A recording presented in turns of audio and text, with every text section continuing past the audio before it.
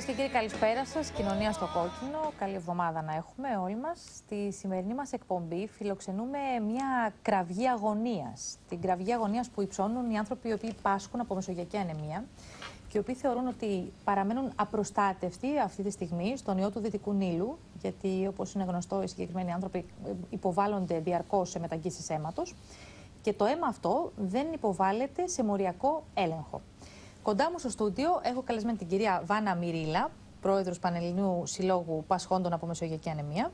Καλώς ήρθατε και είστε και μικροβιολόγος στην ιδιότητά σας. Πολύ ωραία. Και τον κύριο Νίκο Ψυχογιώ, ταμείας Πανελληνίου Συλλόγου Πασχόντων από Μεσογειακή Ανεμία. Ισχύει λοιπόν καταρχήν να ξεκινήσουμε από το βασικό ερώτημα της εκπομπής και που είναι και ο λόγος που ξεκινήσαμε να κάνουμε όλη αυτή την εκπομπή, αλλά στην πορεία βγήκαν και άλλα προβλήματα τα οποία έχετε και αντιμετωπίζετε και θα τα μοιραστείτε μαζί μας. Καταρχήν, ισχύει το γεγονός ότι δεν υποβάλλεται σε μοριακό έλεγχο το αίμα, το οποίο προορίζεται για τις μεταγγίσεις αίματος που λαμβάνουν οι πάσχοντες από Μεσογειακή Ανεμία. Δεν εξετάζεται για τον ιό του Δυτικού Νείλου. Συγκεκριμένα για τον ιό του Δυτικού Νείλου. Συγκεκριμένα μόνο για τον ιό του Δυτικού Νείλου, για τα υπόλοιπα εξετάζεται. Τα υπόλοιπα είναι το AIDS και η υπατήτηδα C. AIDS, η υπατήτηδα C και η υπατήτηδα Β. Και η υπατήτηδα Β. Γι' αυτά εξετάζεται όλη τη χρονιά, εδώ και χρόνια. Από το 2006 και μετά και από το 2008 καθ' ολοκληρία σε όλη τη χώρα. Αλλά για τον ιό του Δυτικού Νείλου, εφέτος, ενώ πέρσι και πρόπερσι έγινε έγκαιρα, θα έλεγα, εφέτος έχουμε φτάσει να έχουμε ήδη 40 κρούσματα στο νομό Αττικής και να μην έχει ξεκινήσει ο μοριακός έλεγχος. Αυτή τη στιγμή έχουν συμπληρωθεί ο αριθμός 40, έχουμε 40 κρούσματα. Με 2 θανάτους. Και σε περιοχές, σε διάφορες περιοχές της Αττικής. Οι οποίες είναι όμως όλες στο νομό Αττικής. Δηλαδή ξεκίνησε από τις νότιες περιοχές, Παλαιό Φάληρο, Άγιο Δημήτριο κτλ. Όμως έχουμε κρούσμα και στο Νέο Κόσμο, έχουμε κρούσμα και στο Μαρούσι. Δηλαδή εμείς τουλάχιστον θεωρούμε ότι δεν υπάρχουν σαφή όρια που να μπορείς να πεις θα αποκλείσω μόνο αυτό το κομμάτι της Αθήνας και όχι όλο το υπόλοιπο. Προς το παρόν πάντως η εντολή που έχει δοθεί είναι σε κάποιες περιοχές της Αττικής να μην επιτρέπεται η αιμοδοσία στους συγκεκριμένους δημότες ουσιαστικά. Αυτό συμβαίνει μόλις σκάσει το κρούσμα. Έχουμε λοιπόν 2 προβλήματα, 3. Το πρώτο είναι ότι όσο πιο πολλά μέρη μπαίνουν σε καραντίνα για τους αιμοδότες, τόσο μεγαλύτερη έλλειψη αίματος έχουμε εμείς. Γιατί δεν έχουμε αιμοδότες να δώσουν αίμα. Άρα το πρώτο που μας πλήττει είναι η έλλειψη αίματος. Ήδη έχουμε έλλειψη αίματος στο Λαϊκό Νοσοκομείο, ήδη το Ιπποκράτιο δυσκολεύεται, το ΑΧΕΠΑ έχει πρόβλημα. Είναι αναμενόμενο ότι όσο πληθαίνει αυτό. Από τη στιγμή λοιπόν που αποκλείστηκαν κάποιες ομάδες ανθρώπων από τις αιμοδοσίες, δημιουργήθηκε πρόβλημα ανεπάρκειας αίματος. Και κάθε μέρα αποκλείονται και άλλες περιοχές, άρα και άλλοι αιμοδότες. Το δεύτερο είναι ότι τι γίνεται με τις περιοχές που μέχρι πριν μια εβδομάδα παίρναμε το αίμα και τώρα θεωρούνται πια ότι δεν πρέπει να παίρνουμε το αίμα, όμως εμείς το έχουμε συλλέξει, το έχουμε δώσει ή δεν το έχουμε δώσει και το έχουμε στα ψυγεία έτοιμο να δοθεί. Ναι. Αυτό το αίμα λοιπόν ή πρέπει να ελεγχθεί για να δοθεί, αφού πια αυτές οι περιοχές θεωρούνται επικίνδυνες, ή το αίμα που έχουμε δώσει και το έχουν πάρει κάποιοι άνθρωποι, πρέπει αυτοί οι άνθρωποι να ελεγχθούν αν κόλλησαν. Μάλιστα. Υπάρχει δηλαδή πιθανότητα, λέτε, να έχει ήδη δοθεί κάποιο αίμα από μια περιοχή που δεν είχαμε μάθει ότι υπάρχει κρούσμα του ιού του Δυτικού Νείλου. Ακριβώς. Αλλά στην πορεία προέκυψε κάποιο κρούσμα, οπότε δεν ξέραμε. Ακριβώς. Επομένως, είναι επιτακτική ανάγκη να γίνει ο μοριακός έλεγχος στο αίμα, από ό,τι αντιλαμβάνομαι από τα λεγόμενά σας. Τουλάχιστον θεωρώ ότι στις περιοχές αυτές, οι οποίες δεν έχουν κάποια σαφή όρια, δεν μπορούμε εμείς να εφεύρουμε τέτοια όρια. Είναι επικίνδυνο. Τι σημαίνει τώρα να γίνει ο μοριακός έλεγχος στο αίμα, πόσο δύσκολο θα μπορούσε να είναι κάτι τέτοιο, από την εμπειρία σας μάλλον τα προηγούμενα χρόνια, γιατί στο παρελθόν είπατε ότι είναι κάτι το οποίο έχει ξαναγίνει. Πού έχει κολλήσει το θέμα και έχει καθυστερήσει να ξεκινήσει? Γιατί εμείς έχουμε επικοινωνήσει με το Υπουργείο Υγείας και έχουμε πάρει μια απάντηση, την οποία θα την πούμε στην πορεία της εκπομπής. Αυτό που δεν έχω καταλάβει είναι γιατί έχει καθυστερήσει τόσο πολύ να ξεκινήσει ο μοριακός έλεγχος. Και εμείς περιμέναμε ότι φέτος, επειδή είναι 3η χρονιά που υπάρχει ο ιός του Δυτικού Νείλου, ότι φέτος θα ήμασταν πιο έτοιμοι. Και τώρα είμαστε 6 Αυγούστου σήμερα. Ναι, και η επιδημία έχει σκάσει πιο νωρίς από τις άλλες χρονιές. Έσκασε από τις 9 Ιουλίου. Πάρα πολλές ημέρες νωρίτερα δηλαδή. Σαφώς. Από τη σημερινή ημερομηνία. Οι οδηγίες από το Εθνικό Κέντρο Αιμοδοσίας και από την Εθνική Επιτροπή Αιμοδοσίας, που είναι εισηγητικά όργανα προς το Υπουργείο, έχουν δοθεί από το Μάρτιο. Και ξανά συνέχεια και συνέχεια. Από το Μάρτιο εσείς δηλαδή είχατε κάνει την εισήγησή σας? Ναι, σαφώς. Ότι με το που θα σκάσει το πρώτο κρούσμα, ό,τι λέγαμε και πέρσι και πρόπερσι, δεν αλλάζουν αυτά. Δεδομένα είναι ευρωπαϊκά, είναι ευρωπαϊκή οδηγία. Δεν είναι μόνο στη χώρα μας. Μάλιστα. Και οι απαντήσεις που είχατε πάρει από το Υπουργείο Υγείας? Οι απαντήσεις, κοιτάξτε, υπήρξε ένα διάστημα με την αλλαγή της κυβέρνησης που υπήρξε μια καθυστέρηση. Όμως σε όλα τα ζητήματα. Σε όλα τα ζητήματα. Πήγανε πάρα πολλά θέματα πίσω, ειδικά σε θέματα υγείας. Ακριβώς. Και όταν μετά ξαναμπήκε στο τραπέζι το θέμα, η απάντηση ήταν αρνητική, ότι δεν δίνουμε το κονδύλι. Μάλιστα. Δηλαδή σας απάντησαν ότι δεν τους ενδιαφέρει το ότι κινδυνεύει ουσιαστικά η ζωή σας καθημερινά. Ότι δεν μπορούν να δώσουν το κονδύλι. Αυτή ήταν η απάντηση. Τώρα το γιατί και πού κολλάει μπορεί να κολλάει σε διάφορα σημεία, αλλά αυτή ήταν η απάντηση. Από εκεί και πέρα έχουν περάσει αρκετοί μήνες. Ναι. Η επόμενη προσέγγιση που κάνατε στο Υπουργείο Υγείας πότε ήταν? Πρώτα απ' όλα σας πω ότι έγινε μια προσπάθεια όταν συλλέχθηκαν κάποιες μονάδες από τα νότια προάστια και έγινε το πρώτο κρούσμα. Δόθηκαν κάποια τεστ δωρεάν στο Εθνικό Κέντρο Αιμοδοσίας και πραγματοποιήσαμε εξετάσεις σε 500 μονάδες, οι οποίες αποδεσμεύτηκαν αυτές. Αυτό δεν είχε κόστος και γι' αυτό έγινε και γρήγορα. Τώρα από εκεί και πέρα εμείς είδαμε και την προηγούμενη εβδομάδα την κυρία Σκοπούλη, η οποία εντάξει, είναι καινούργια στο χώρο, αντιμετωπίζει πρώτη φορά το θέμα. Η δεύτερη δηλαδή προσέγγιση που κάνατε ήταν με την κυρία Σκοπούλη? Όχι, ήταν εγγράφος. Τη διαδικασία θέλω να μου πείτε λίγο το γολγοθά που περάσατε, γιατί το θέμα αυτό είναι γραφειοκρατικό και πραγματικά μας δημιουργεί φοβερά ερωτηματικά, ότι πώς είναι δυνατόν να παίζουν με την υγεία των ανθρώπων, γιατί στην κυριολεξία μιλάμε για κάτι τέτοιο αυτή τη στιγμή. Εμείς είχαμε στείλει έγγραφα και εμείς και η Ομοσπονδία. Μετά το Μάρτιο, δηλαδή, οι δεύτερες κινήσεις που έγιναν. Στείλαμε εγκαίρως έγγραφα που λέγαμε ότι εν ώψη και της αναμενόμενης επιδημίας παρακαλούμε να λάβετε όλα τα απαραίτητα μέτρα, ώστε να υπάρξει επάρκεια αίματος. Ζήτησατε πρόληψη δηλαδή επί της ουσίας. Και να γίνει και ο μοριακός όποτε χρειαστεί. Όποτε χρειαστεί να ξεκινήσει. Να είμαστε όμως σε μια ετοιμότητα. Και να είμαστε σε ετοιμότητα και για επάρκεια. Αυτά έχουμε στείλει 2 ή 3 φορές έγγραφα από ό,τι θυμάμαι. Δεν είχαμε κάποια απάντηση σε αυτό. Γενικά απαντήσεις δεν έχουμε. Δεν είχατε απαντήσει. Τώρα με την καινούργια ηγεσία στο Υπουργείο Υγείας το είδαν το θέμα λίγο πιο σοβαρά. Το είδαν σοβαρά, απλά ήταν λίγο αργά, καθυστερημένα. Ήδη έχει μολυνθεί ένας συνάνθρωπό μας από μετάγγιση. Είναι μεν σπάνιο, αλλά συνέβη. Υπάρχει τέτοιο κρούσμα? Έχει υπάρξει δηλαδή το πρώτο κρούσμα που μολύνθηκε ένας συνάνθρωπός? Από τα αιμοπετάλια που πήρε. Μάλιστα. Βέβαια εδώ γεννιέται ένα ερώτημα, τι έγιναν τα άλλα 2 προϊόντα αίματος, τα οποία είναι τα ερυθρά και το πλάσμα. Δεν μας έχει απαντήσει κανείς αυτά που πήγαν. Μάλιστα. Για να εξηγήσουμε λίγο και στους τηλεθεατές, τώρα όταν λέμε για το μοριακό έλεγχο, υπάρχουν στη χώρα μας 9 εργαστήρια, 9 κέντρα μοριακού ελέγχου. Για να ξεκινήσει η διαδικασία του μοριακού ελέγχου πρέπει να αγοραστεί ουσιαστικά, να το πω με απλά λόγια, ένα υλικό. Το υλικό αυτό είναι πολύ ακριβό υλικό, έτσι δεν είναι? Ανατεστ δεν είναι ακριβό, δηλαδή πρέπει να έχει νομίζω 9-10 ευρώ. Όχι, πέρσι νομίζω το είχαν δώσει. Πάντως το συνολικό κονδύλι που πρέπει να διαθέσει το Υπουργείο για να ξεκινήσει ο έλεγχος αυτός και να αγοραστεί αυτό το συγκεκριμένο υλικό είναι υψηλό. Εξαρτάται από τον αριθμό των δειγμάτων που θες να ελέγξεις. Δηλαδή, κάνεις μια πρόβλεψη, ας πούμε, στην αρχή για 20.000 δείγματα. Άμα δεις ότι αυξάνει η επιδημία και ανάλογα με το που έχει χτυπήσει, όπως τώρα που χτύπησε στην Αττική που έχουμε 5 εκατομμύρια πληθυσμό, πας, ξέρω εγώ, στα 50.000, πας στα 100.000, ανάλογα πόσο θα χρειαστεί. Δηλαδή, είναι ένα κονδύλι το οποίο μπορεί να είναι μικρό στην αρχή και μετά να χρειαστεί να το αυξήσεις. Να είναι αυξανόμενο. Ναι, υπάρχει πάντα μια πρόβλεψη και προχωράς. Μάλιστα. Από το Κελπνό δόθηκε εγκαίρως η εντολή, γιατί ουσιαστικά το Κελπνό κρούει τον κόδωνα του κινδύνου, έτσι δεν είναι, όταν ξεκινάει. Ναι, η απόφαση όμως είναι του Υπουργείου. Δόθηκε όμως εγκαίρως προς το Υπουργείο. Μια γραμμή, ας πούμε, ότι πρέπει να αντιμετωπιστεί το θέμα. Όλη η επιστημονική κοινότητα βλέπει πολύ σοβαρά το θέμα, το παρακολουθεί πολύ σοβαρά και θα έλεγα ότι ειδικά οι άνθρωποι που δουλεύουν στην αιμοδοσία έχουν και φοβερό άγχος. Γιατί είναι βάρος δικό τους μεγάλο. Μάλιστα. Θα έλεγα σε αυτό το σημείο να παρακολουθήσουμε ένα βίντεο που έχει να κάνει με το γολγοθά που περνάτε εσείς οι άνθρωποι που πάσχετε από μεσογειακή ανεμία. Έχουμε μιλήσει με 2 κυρίες, με την κυρία Όλγα Κακαράκη, η οποία είναι γενική γραμματέας του συλλόγου σας, και με την κυρία Μαρία Ευαγγελίδου, που είναι αντιπρόεδρος του Πανελληνίου Συλλόγου. Τις έχω προσεγγίσει λίγο σε πιο ανθρώπινο επίπεδο, για να μοιραστούν μαζί μας λίγο την καθημερινότητά τους και τα προβλήματα που βιώνουν στον τρόπο ζωής τους, στην εργασία τους, μέσα στο οικογενειακό τους περιβάλλον.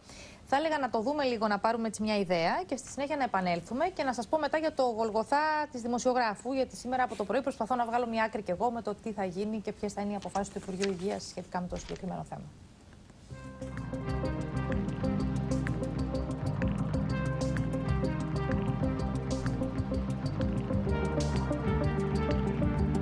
τι ηλικία μάθατε ότι πάσχετε από μεσογειακή ανεμία? 6 μηνών.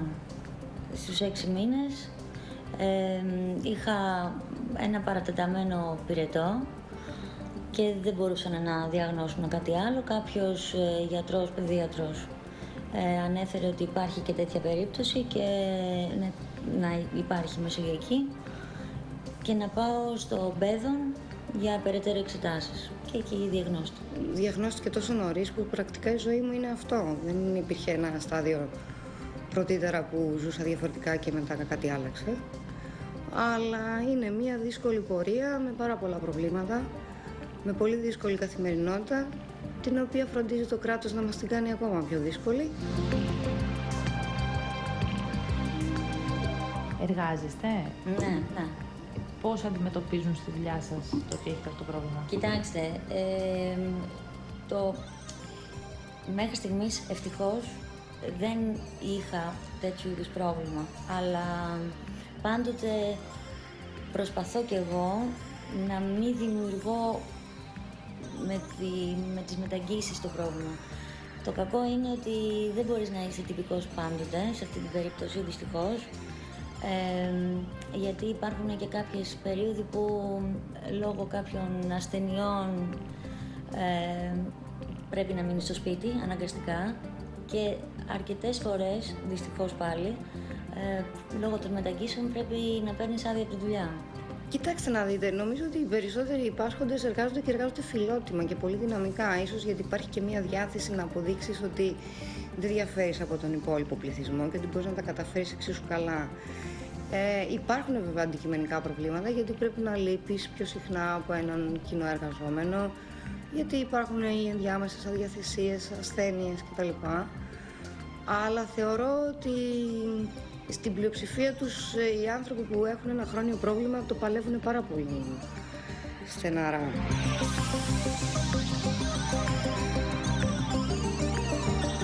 Έχετε κάνει οικογένεια? Είμαι παντρεμένη, δεν έχω παιδιά. Είναι τόσα τα προβλήματα που πρέπει κανείς να το σκεφτεί πάρα πολύ για να κάνει οικογένεια αυτής της μορφής. Και είναι και θέμα προσωπικής ιδεολογίας. Εάν θέλω να δώσω αγάπη και να αποκτήσω ένα παιδί, μπορώ να το αποκτήσω και με άλλο τρόπο. Θα επιβάρυνα τόσο πολύ την προσωπική μου υγεία, που θα ήταν καθαρά θέμα πείσματος και προσωπικού εγωισμού και προσωπικής ικανοποίησης, το οποίο δεν με αφορά. Φοβίες έχετε? Πολλές.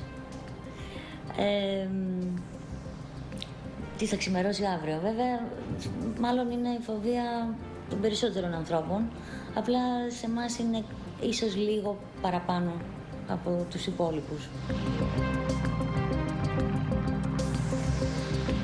Η ψυχολογία σας πώς είναι σε σχέση με όλο αυτό που περνάτε? Πρέπει να είσαι δυνατός για να τα βγάλεις πέρα. Πρέπει να σκέφτεσαι ότι κάθε μέρα ξεκινάς έναν καινούριο αγώνα. Και γι' αυτό το λόγο πρέπει να είσαι αρκετά δυνατός συναισθηματικά, όσο το δυνατόν γίνεται. Με τη βοήθεια των ανθρώπων γύρω σου. Σαφώς. Πάρα πολύ μεγάλο ρόλο, βεβαίως. Και στο να μπορέσεις να είσαι συνεπής με τη θεραπεία σου, να αποδεχτείς καταρχήν αυτό που είσαι. Να αποδεχτείς ότι η ζωή σου δεν είναι ανέμελη. Ότι σε καθημερινή βάση καλείσαι να κάνεις κάποια πράγματα για σένα, τον ίδιο. Δεν έχεις υπογράψει συμβόλαιο με κανέναν, αλλά εάν θες να είσαι ένας εντός εισαγωγικών φυσιολογικός άνθρωπος, πρέπει να κάνεις 10 πράγματα. Αλλιώς η πορεία είναι διαγεγραμμένη.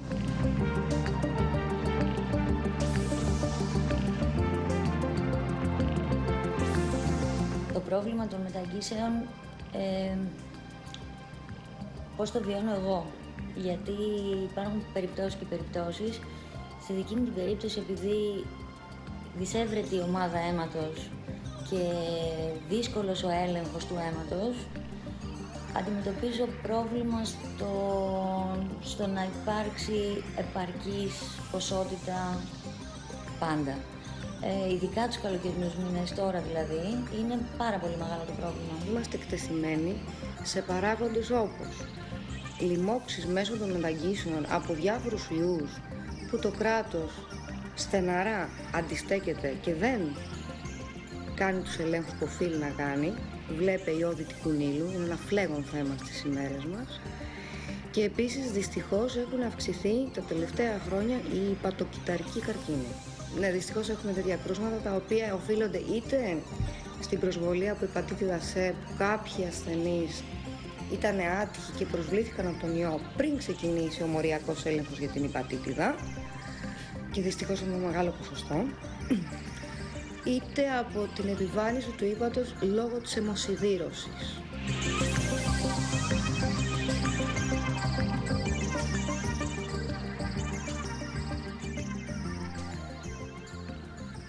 Μάλιστα. Αυτό είναι λοιπόν ο γολγοθάς των πασχόντων από μεσογειακή ανεμία. Οι δύο κυρίες ήταν κατατοπιστικότατες, μας άνοιξαν την καρδιά τους και μοιράστηκαν μαζί μας τις αγωνίες που βιώνουν στην καθημερινότητά τους. Και από ό,τι καταλαβαίνω, είναι δύσκολο να το αντιμετωπίσει κάποιος. Έτσι δεν είναι? Είναι δύσκολο έτσι όπως έχει γίνει τώρα. Θα μπορούσα να πω ότι ένα πρόβλημα που ο θαλασσεμικός το κάνει τρόπο ζωής και ζει με αυτό, προσπαθεί το κράτος να του θυμίζει κάθε μέρα είσαι άρρωστος, είσαι άρρωστος, είσαι άρρωστος. Η ανεπάρκεια του κρατικού μηχανισμού. Βέβαια, βέβαια. Εάν μιλήσουμε γενικά για τα προβλήματα της θαλασσεμίας, μπορούμε ας πούμε να ξεκινήσουμε και να πούμε από τις μονάδες μας, όπου οι γιατροί συνταξιοδοτούνται, οι παλιοί μας γιατροί, και δεν έρχονται πλέον νέοι γιατροί ή δεν γίνονται διορισμοί. Υπάρχουν μονάδες οι οποίες, ας πούμε, του Αγία Σοφία, η οποία έχει σοβαρό πρόβλημα αυτή τη στιγμή. Προσωπικού. 400 ασθενείς με ένα γιατρό. 90 μεταγγείλεις την ημέρα με ένα γιατρό. Μάλιστα. Βέβαια. Παρ' όλα αυτά και στην καθημερινότητά σας όμως αντιμετωπίζετε κάποιες δυσκολίες. Πάρα πολλά έτσι προβλήματα. δεν είναι? Δηλαδή αυτή η διαδικασία της αποσιδήρωσης που μου είπαν και οι δύο κυρίες και που είναι κάτι που δεν το ξέρει όλος ο κόσμος. Τέλος πάντων, είναι μια διαδικασία στην οποία υποβάλλεστε προκειμένου να αφαιρέσετε, να το πω με απλά λόγια, να αφαιρέσετε από τον οργανισμό σας τον σίδηρο. περιττό σίδηρο που συσσωρεύεται με τις μεταγγίσεις. Ο οποίος μπορεί να προκαλέσει ανεπανόρθωτες βλάβες στον οργανισμό. Και αυτό από ό,τι μου είπαν για να γίνει, χρειάζεται να φοράτε πάνω σας κάποιο μηχάνημα. Ναι, φοράτε το εισαγωγικό. Μια συσκευή. είναι ο ένας τρόπος ναι. αυτός. Που είναι και ο πιο αποτελεσματικός από ό,τι μου είπαν, πέρα από τα χάπια. Όχι, δεν ακριβώς έτσι. Εξειδικεύεται η κάθε περίπτωση, δεν είναι το θέμα. Μπορεί κάποιος να αποσυδρώνεται με χάπια, Με το χάπι, μόνο ή με χάπια, ή να χρειάζεται με να τη κάνει συσκευή. και παράλληλη θεραπεία ενέσιμη, η οποία απαιτεί κάποια υλικά. Πάντως χρειάζεται στην καθημερινότητά σας να κάνετε κάποια συγκεκριμένα πράγματα. Βέβαια. Πάμε σε αυτό το σημείο, σε ένα μικρό διαφημιστικό διάλειμμα και επαναρχόμαστε για να συζητήσουμε και για να δούμε και τι έγινε με το Υπουργείο Υγείας.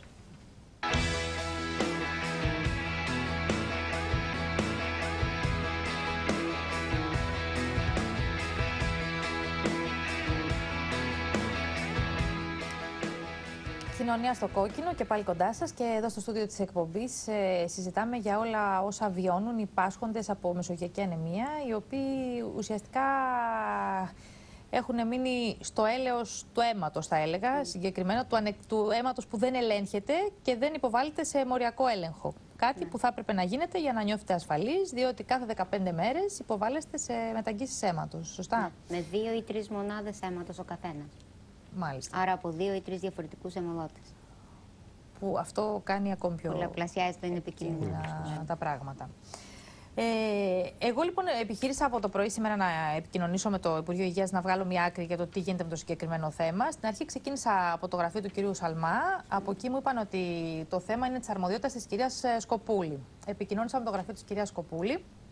Στο γραφείο της κυρίας Σκοπούλη μου ζήτησαν λίγο ένα περιθώριο χρόνου, με κάλεσαν μετά από ένα μισάωρο. Μου είπαν ότι τελικά δεν είναι δική της αρμοδιότητα της κυρίας Σκοπούλη, γιατί δεν μπορεί να πάρει εκείνη καμία τέτοιου είδους απόφαση. Με ξαναέστειλαν στο γραφείο του κυρίου Σαλμά. Από το γραφείο του κυρίου Σαλμά μου είπαν ξανά να ξαναπάρω την κυρία Σκοπούλη, γιατί πράγματι είναι δική της αρμοδιότητας. Δεν το θέλει κανείς το θέμα. Τελικά, μετά κόπων και βασάνων, ευτυχώς επικοινώνησα με το γραφείο του Υπουργού απευθείας. Και τελικά από εκεί πήραμε μια σαφή απάντηση ότι όντως 3 Οκτώου δόθηκε εντολή διάθεσης 300.000 ευρώ στο ΚΕΛΠΝΟ να διατεθούν αυτά τα χρήματα και εκείνο με τη σειρά του να τα διαθέσει στο Εθνικό Κέντρο Αιμοδοσίας προκειμένου να αγοραστούν τα αντιδραστήρια και να ξεκινήσει ο μοριακός έλεγχος.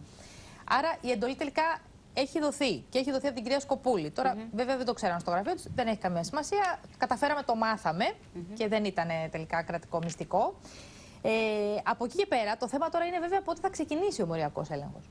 Εμείς είχαμε μία απάντηση και από την κυρία Σκοπούλη που την είδαμε την προηγούμενη εβδομάδα, ότι θα ξεκινήσει μάλλον στο τέλος αυτής της εβδομάδας. Κάτι τέτοιο μου είπανε και σήμερα και από το Εθνικό Κέντρο Αιμοδοσίας.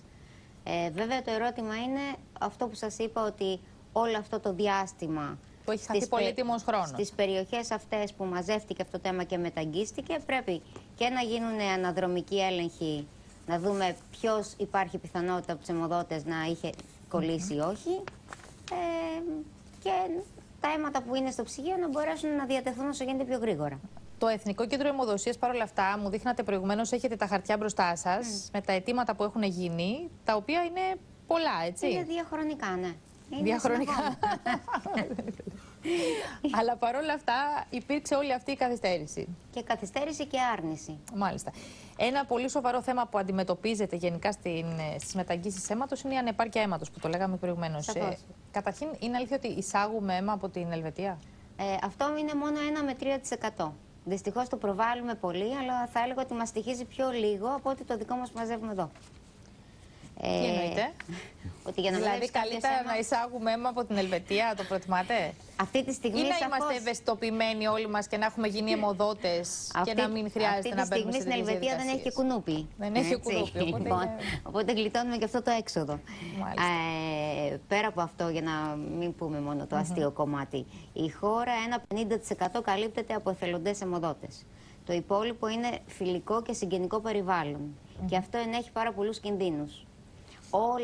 Όλα τα κρούσματα που είχαμε κατά διαστήματα, τα περισσότερα, πληθώρα, και σε υπατήτηδα αίμα και σε υπατήτηδα Β, μα και στο AIDS που είχαμε τότε, ήταν από συγγενικό και φιλικό περιβάλλον και αιμοδότες πρώτης φοράς.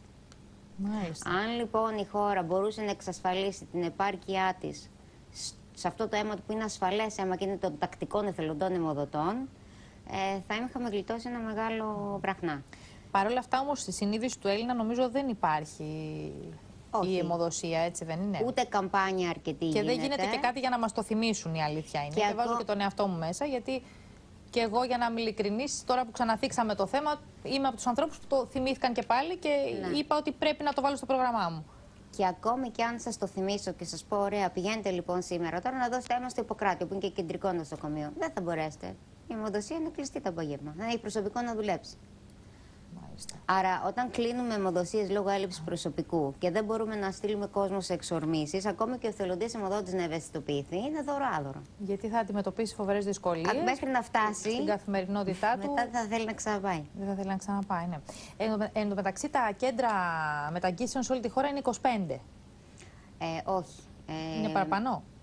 Κέντρα αν λέτε για μονάδες μεσογειακής ανεμίας, ναι, είναι τόσες. Δηλαδή, ένας άνθρωπος που ζει σε ένα νησί και θέλει κάθε 15 μέρες να υποβληθεί σε μετάγγιση αίματος. Εδώ, ένας άλλος που ζει στην επαρχία. Εγώ μένω στη Λαμία. Μάλιστα. Και χρειάζεστε κάθε 15 μέρες μετάγγιση. Και μεταγγίζουμε στο Γεννηματά εδώ των Αθηνών. Αναγκαστικά κάθε 15 μέρες, για να μην πω πιο συχνά, πρέπει να έρχομαι στην Αθήνα για να κάνω αυτή τη δουλειά. Και είναι δύο τώρα τα θέματα που μπαίνουν στο τραπέζι. Το ένα είναι καταρχήν να έρθετε, μην φτάσετε μέχρι την Αθήνα και δεν υπάρχει επάρκεια στο αίμα και δεν μπορέσετε να κάνετε τη Έχει συμβεί και αυτό.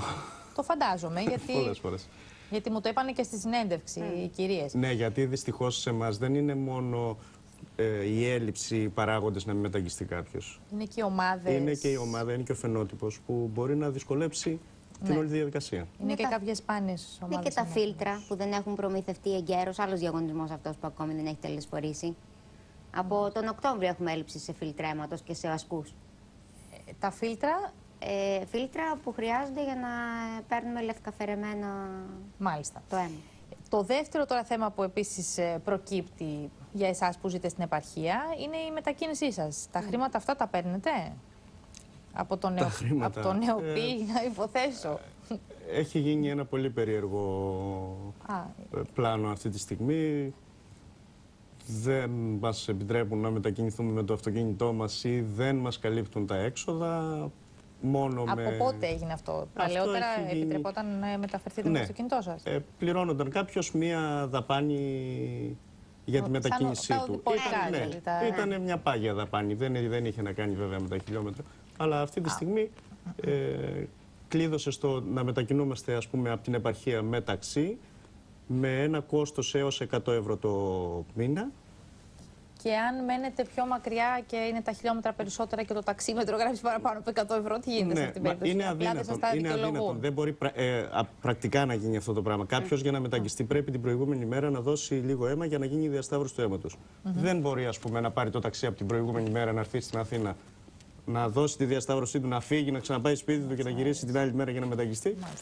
Δηλαδή, σας έχουν κόψει την παροχή των εξόδων για τις μεταφορές σας? Η παροχή των εξόδων για τις μεταφορές είναι ένας παράγοντας, αλλά αυτό που είναι τρομερό, ας πούμε, σαν έξοδο που δεν καθαρίζεται, είναι οι δαπάνες για τα αναλώσιμα υλικά των θεραπείων. Ή, ας πούμε, ότι έχουν μπει συμμετοχή στις εξετάσεις μας. Μάλιστα. Έχουν γίνει αρνητικές λίστες φαρμάκων, δηλαδή έχουμε μπει μέσα σε μια διαδικασία να μην μπορούμε να πάρουμε φάρμακα, γιατί κάποια φάρμακα μπορεί να χαρακτηρίστηκαν lifestyle ή οτιδήποτε άλλο. Ναι. Και να αποκλείομαστε κι εμείς σε μια κατάσταση που εμάς είναι η καθημερινότητά μας. Δηλαδή, κάποιος άνθρωπος με θελασσαιμία πρέπει να το πάρει για ορμονική αποκατάσταση, ας πούμε. Ή... δεν ξέρω τι άλλο μπορώ να χρησιμοποιήσω αυτή τη στιγμή. Αλλά μπαίνουμε σε κάποιες διαδικασίες πολύ περίεργες. Σας έχουν αφαιρέσει δηλαδή κάποια φάρμακα, τα έχουν διαγράψει ουσιαστικά από τη λίστα. Τελείως. Και πήγαμε στον ΕΟΦ, στην κυρία Σκουρολιάκου συγκεκριμένα, η οποία μας είπε: μα τι θέλετε τώρα, εδώ η Ελλάδα χάνεται. Και εσείς θέλετε τα φάρμακά σας? Και εμείς μαζί, προφανώς. Αν είναι δυνατόν. Το σημαντικό είναι ότι αγωνίζεστε πάντως σκληρά. Εάν θέλετε μια προσωπική μου εμπειρία στο Υπουργείο Υγείας, όταν συζητάγαμε να εξαιρεθούμε από κάποια φάρμακα από την αρνητική λίστα φαρμάκων, μας είπαν ότι τι λέτε τώρα, το να εξαιρεθείτε είναι ένα ρήγμα στην αρνητική λίστα. Το ρήγμα στην αρνητική λίστα μετράει, δεν ξέρω πώς οικονομικά. Στην υγεία τη δικιά μου, ας πούμε, που μπορεί να μην έχω να πάρω αυτά τα φάρμακα, δεν είναι ρήγμα στην υγεία μου. Μάλιστα. Δεν ενδιαφέρεται κανείς για την καθημερινότητά σας, ούτε και για το μεταξύ σας υγεία. Έχουμε στη τηλεφωνική μας γραμμή και τον κύριο Δήμο, Βασίλης Δήμος, πρόεδρος Ομοσπονδίας Πασχόντων από Μεσογειακή Ανεμία, ο οποίος είναι στην Θεσσαλονίκη η έδρα του. Καλησπέρα σας. Μας ακούτε? Καλησπέρα. Τι γίνεται λοιπόν εκεί στη Θεσσαλονίκη με τα προβλήματα που αντιμετωπίζετε οι πάσχοντες από Μεσογειακή Ανεμία? Κοιτάξτε, και εδώ δεν είναι διαφορετικά από ότι στην υπόλοιπη Ελλάδα. Σίγουρα την εβδομάδα που μας πέρασε νιώσαμε, αν θέλετε, το πρόβλημα με τον ιό του Δυτικού Νείλου, διότι άρχισαν οι ελλείψεις αίματος και οι αναβολές στις μεταγγίσεις. Έχουν γίνει και αναβολές σε μεταγγίσεις αίματος. Ακριβώς, την προηγούμενη εβδομάδα. Και αυτό γιατί στην περιοχή της Θεσσαλονίκης στα Διαβατά εντοπίστηκε κρούσμα, ας πούμε. Οπότε έχουν αποκλειστεί κατηγορίες ανθρώπων και από περιοχές της Θεσσαλονίκης επίσης αιμοδότες. Λαμβάνονται πολύ ευθύντα μέτρα όσον αφορά την επιλογή των αιμοδοτών και αυτή η επιλογή τους εκδιαιρεί από το να αιμοδοτήσουν. Έτσι, γιατί πράγματι είναι υποχρεωμένοι να απαντήσουν, να συμπληρώσουν ένα ερωτηματολόγιο που μετά από αυτό δεν είναι επιλέξιμοι αιμοδότες πια και δεν μπορούν να δώσουν αίμα. Οπότε και εσείς από την πλευρά σας φαντάζομαι ότι έχετε την αγωνία για το πότε θα ξεκινήσει ο μοριακός έλεγχος. Ακριβώς, αυτό κάναμε και με την Ομοσπονδία, και επιστολή στείλαμε στο Υπουργείο Υγείας και δελτίο τύπου. Συναντηθήκαμε και με την Υπουργό Υγείας, η οποία δεσμεύτηκε ότι θα ξεκινήσει ο μοριακός. Βέβαια, συγκεκριμένο προδιάγραμμα και προϋποθέσεις δεν μας έδωσε, να σας πω. Γιατί υπάρχει και ένα γραφειοκρατικό θέμα τώρα, το ποιος θα αναλάβει τα αντιδραστήρια. Που είναι στο στούντιο, η Βάνα θα σας τα εξηγήσει από κοντά εκεί. Και όσον αφορά όλα τα άλλα προβλήματα που αντιμετωπίζουν οι θαλασσιμικοί της Θεσσαλονίκης αλλά και της χώρας ολόκληρης, με τον ΕΟΠΗ, που αυτή τη στιγμή, να σας δώσω και μια είδηση, ένα καινούργιο που προέκυψε τις τελευταίες ημέρες, είναι ότι τα κεντρικά γραφεία, αν θέλετε, κεντρικές αποθήκες του ΕΟΠΗ που είναι στον Ταύρο, δεν στέλνουν φάρμακα στην επαρχία. Δεν στέλνουν φάρμακα στην επαρχία. Πάσχοντες, θα σας το λέω αυτό επίσημα, έχουμε πάσχοντες από Καβάλα και από Άρτα με συνταγές που έχουν στείλει στο ΕΟΠΗ στην Αθήνα 20 Ιουνίου, είναι 6 Αυγούστου και οι συνταγές δεν έχουν εκτελεστεί. Και οι συνταγές δεν έχουν, δεν σας άκουσα. Δεν έχουν εκτελεστεί. Δεν έχουν εκτελεστεί. Ακριβώς. Και τα παιδιά δεν έχουν φάρμακα. Οπότε υπάρχουν και τραγικές ελλείψεις σε φάρμακα. Οι τραγικές ελλείψεις, οι οποίες από ό,τι γνωρίζουμε, γιατί και εμείς σαν σωματείο ρωτάμε, οι ελλείψεις δεν οφείλονται στις φαρμακευτικές εταιρείες, οφείλεται στο ότι το κέντρο διανομής των φαρμάκων του ΕΟΠΗ δεν εξυπηρετεί. Μάλιστα. Και το πρόβλημα αυτό δεν το έχουμε στη Θεσσαλονίκη, γιατί η Θεσσαλονίκη προμηθεύεται απευθείας κάνει τις παραγγελίες μόνες της από τις φαρμακευτικές. Το έχει η υπόλοιπη Ελλάδα, η Καβάλα, η Κέρκυρα, η Άρτα. Όπου γίνονται οι παραγγελίες μέσω ΕΟΠΗ δηλαδή. Μέσω των κεντρικών του ΕΟΠΗ που είναι στην Ταύρου. Είναι ένα θέμα το οποίο και μου λένε ότι δεν έχουν φάρμακα να ακολουθήσουν τη θεραπεία τους. Και όταν απευθυνόμαστε, γιατί τηλεφωνήσαμε και εμείς στις τοπικές μονάδες του ΕΟΠΗ, στην Άρτα για παράδειγμα, τι σας απαντούν? Στείλαμε το φάξ, στείλαμε την παραγγελία, στείλαμε τη συνταγή. Δεν μας έρχονται από Αθήνα. Μάλιστα. Αυτό είναι ένα, σας λέω, που τώρα το αντιληφθήκαμε τις τελευταίες μέρες. Το οποίο θα δημιουργήσει στην πορεία, φαντάζομαι, τεράστια προβλήματα αν δεν επιληθεί άμεσα. Προβλήματα. Τώρα, αν δεν έχει κάποιος το φάρμακο του σεκτάρι του να είναι η θεραπεία μας. Αν έχουμε και αναβολές της μεταγγίσης αίματος, δεν υπάρχουν και τα φάρμακα, φαντάζομαι ότι η κατάσταση θα δυσκολέψει πάρα πολύ. Που φάρμακα οφείλεται τώρα σε ένα νέο πρόβλημα. Δηλαδή, μέχρι τώρα είχαμε ένα, αν θέλετε, ένα εμπάργκο των φαρμακοποιών. Έτσι. Που είχαμε τους προηγούμενους μήνες. Δεν μπορούσαμε να προμηθευτούμε τα φάρμακά μας. Μετά κάποιες φαρμακευτικές εταιρείες που δεν εξυπηρετούσαν γιατί δεν είχαν πληρωθεί. Έτσι. Αυτά ξεπεράστηκαν. Τώρα έχουμε το οποίο να μην βάζει τα φάρμακα σε ένα κουτί, να τα στείλει στην επαρχία. Μάλιστα. Καινούργια προβλήματα να τα πάρει δηλαδή ένα courier και να τα στείλει. Καινούριος Γολγοθάς ξεκινάει. Και ούτως ή άλλως ήθελα να ρωτήσω, πριν μας πείτε αυτό για τα φάρμακα, ήθελα να ρωτήσω όταν αναβάλλεται η μετάγγιση αίματος, που πρέπει να γίνεται, όπως είπατε, κάθε 15 ημέρες, αυτό πόσο επικίνδυνο είναι για την ατομική σας υγεία? Δεν είναι καλό. Εμείς ακολουθούμε ένα θεραπευτικό πρωτόκολλο που το καθορίζει ο γιατρός μας. Κάθε φορά που πάμε για μετάγγιση, η επόμενη θα καθοριστεί βάσει του αιματοκρίτη και της αιμοσφαιρίνης που έχουμε. Οπότε δεν είναι προκαθορισμό. Δεν λέμε θα πάμε κάθε 15 μέρες ή 18. Βλέπει ο γιατρός τον αιματοκρίτη και κρίνει. Μάλιστα. Οπότε, πάνω κάτω όμως έτσι στο περίπου, ας πούμε, κάθε 2 με 3 εβδομάδες. Κάπου εκεί. Κάθε 2 με 3 εβδομάδες. Ακριβώς. Και... Το να μην μπορείς να εφαρμόσεις το πρωτόκολλο αυτό είναι καταστροφικό. Βέβαια. Μάλιστα, κύριε Δήμο, σας ευχαριστούμε πάρα πολύ. Ελπίζω να λυθούν άμεσα τα προβλήματα και να μην έχετε άλλες καθυστερήσεις. Και τα φάρμακα να αρχίσουν να διανέμονται κανονικά και να μπορέσετε να κάνετε και τις μεταγγίσεις στην ώρα που πρέπει να γίνονται. Να πω ένα παράδειγμα. Σας ευχαριστούμε πάρα πολύ. Και εγώ σας ευχαριστώ. Καλή συνέχεια. Να πω ένα παράδειγμα που μου συνέβη και σήμερα. Το ΤΣΜΕΔΕ και το ΤΙ, το Ταμείο Υγειονομικών, δεν χορηγούν τις σύριγγες για να κάνουμε την αποσιδήρωση. Διότι ο ενιαίος κανονισμός παροχών υγείας το αναφέρει, αλλά περιφραστικά, δηλαδή γράφει υλικά για τη συνεχή έγχυση φαρμάκου αποσιδήρωσης, χωρίς να γράφει μέσα τη λέξη σύριγγες. Και έτσι ο κάθε υπάλληλος δεν μπορεί αυτό να το μεταφράσει στο σύριγγες. Οπότε τι γίνεται? Αυτό που κάνουν τα ταμεία, και αυτό πρέπει να καταγγελθεί γιατί πέφτει το κράτος έξω, είναι ότι σου καλύπτουν να χρησιμοποιείς ένα άλλο είδος συσκευής, το οποίο παραδείγματος χάρη για το μήνα στοιχίζει 750 ευρώ για τον καθένα, αντί να σου καλύψει τη σύριγγα, η οποία για το μήνα στοιχίζει 50 ευρώ. Μάλιστα. Γιατί έχουμε προβλήματα στην Ελλάδα και γραφειοκρατικά, τα οποία αν δεν λυθούν, δηλαδή τα θέματα μας δεν είναι μόνο οικονομικά, δυστυχώς σε αυτή τη χώρα. Το βασικότερο που πρέπει να λύσουμε είναι να μπορέσουμε να λύσουμε τα γραφειοκρατικά θέματα και να μάθουμε να συνεννοούμαστε λίγο μεταξύ μας σε όλο αυτό το σύστημα που εγώ πιστεύω υπάρχει. ότι μάλλον λίγο ότι είναι και θέμα αντίληψης ορισμένων πραγμάτων. Σαφέστατα, αλλά επειδή είναι και πολλοί άνθρωποι που πρέπει να συνεννοηθούν για όλα αυτά, κάπου εκεί χάνονται. Ο ΕΟΠΗ αρνείται να βγάλει μια διευκρινιστική εγκύκλιο της προκοπής. Να γράφει ότι τα υλικά συνεχούς έγχυσης φαρμάκου αποσυδήρωσης είναι σύριγγα. Αυτή μια πρόταση είναι. Μάλιστα, ο ΕΟΠΗ λοιπόν αρνείται προς το παρόν. Μάλιστα. Επειδή θα κλείσουμε σε αυτό το σημείο την εκπομπή γιατί τελείωσε ο χρόνος μας, θέλετε να πείτε κάτι άλλο? Θέλω να πω ότι χρωστάνε 10.000 ευρώ στον καθένα μας από τα αναλώσιμα και να φροντίσουν να τα βρούνε άμεσα.